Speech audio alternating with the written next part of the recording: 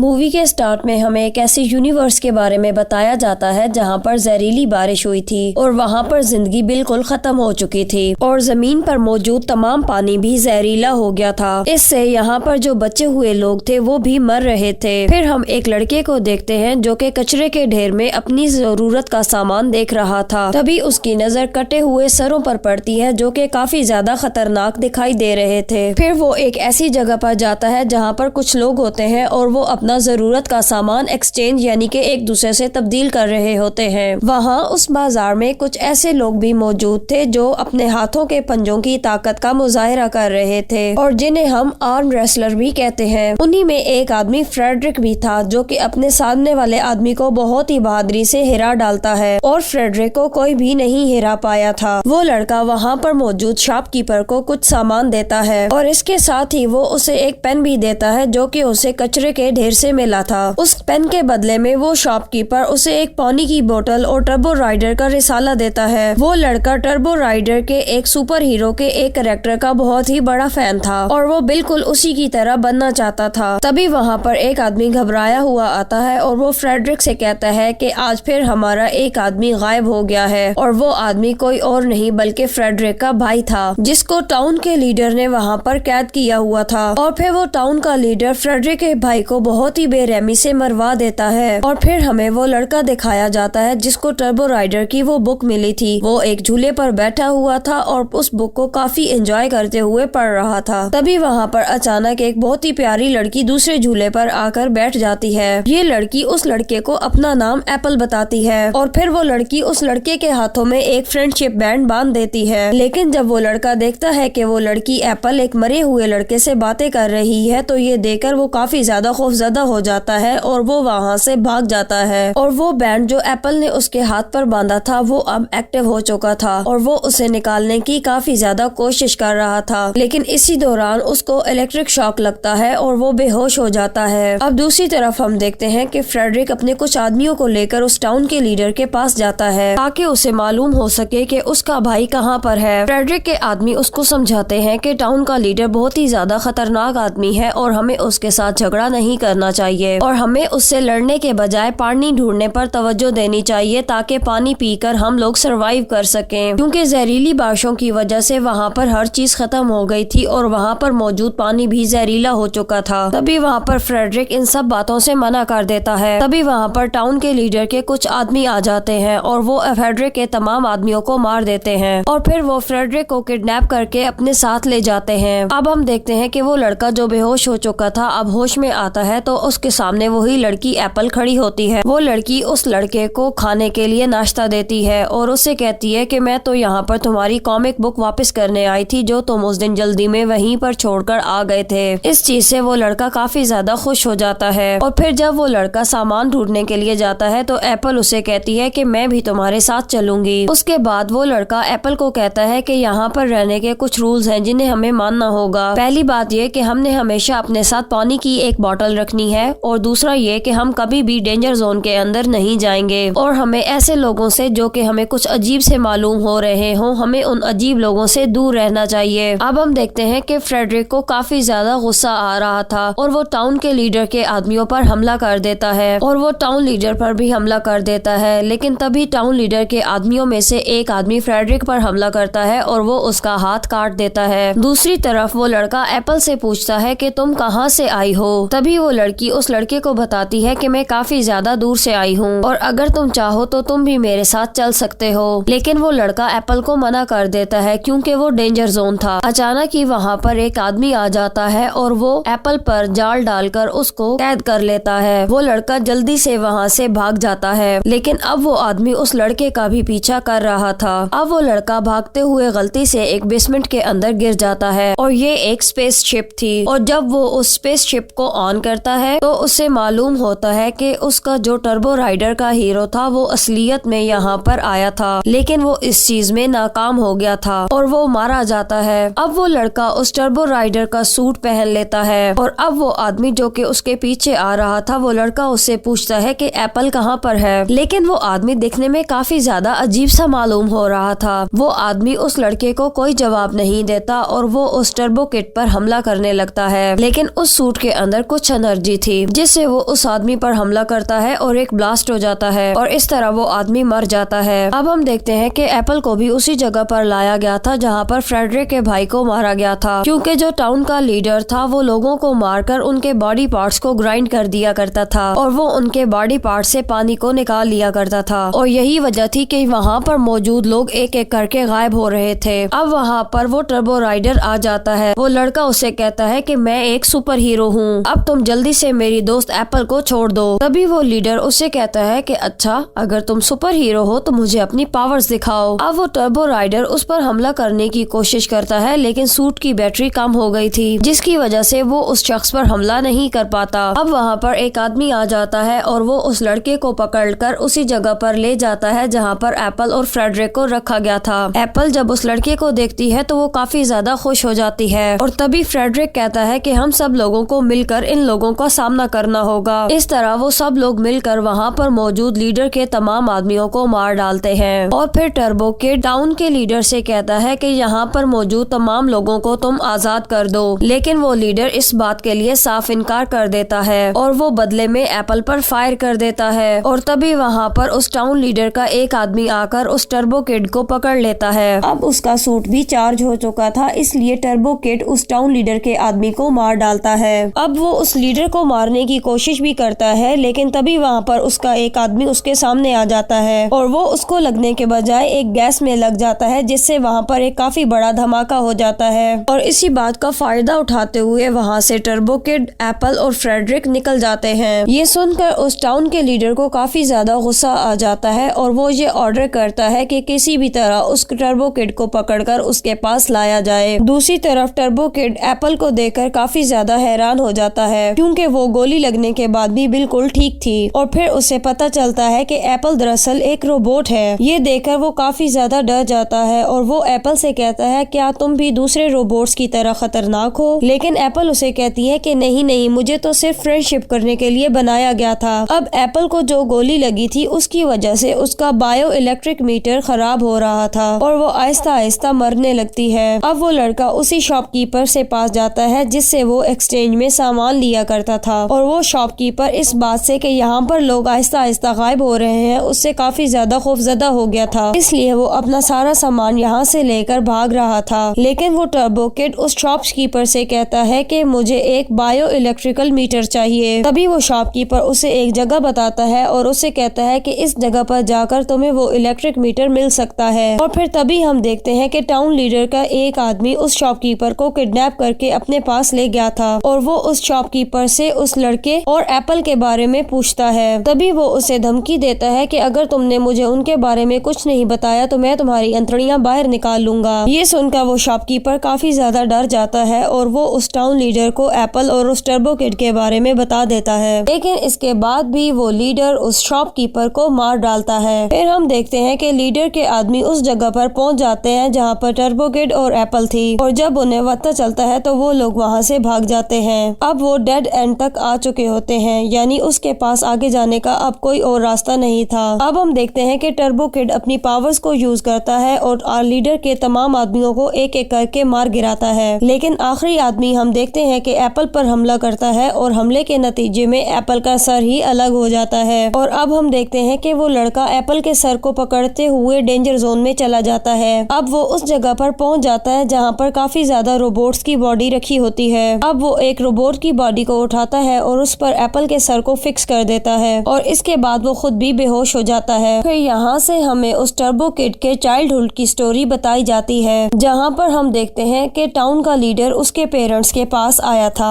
और वो उनसे पानी की रिक्वेस्ट करता है और फिर वो देखता है कि इस लड़के के पेरेंट्स के पास तो काफी ज्यादा पानी था और फिर वो टाउन लीडर उसके पेरेंट्स को धमकी देता है कि मेरी इजाजत के बगैर तुम लोग यहाँ पर कुछ भी नहीं कर सकते और ये मेरी जमीन है। फिर हम देखते हैं कि उस टाउन के लीडर ने उस टर्बो किड के पेरेंट्स को भी मार दिया था। तभी वहाँ पर देखते ही देखते एप्पल की भी मौत हो जाती है। टर्बो किड इससे काफी ज्यादा दुखी हो जाता है और वो बहुत ज्यादा रोता है और फिर हम देखते हैं कि मूवी यहीं पर एंड हो जाती है।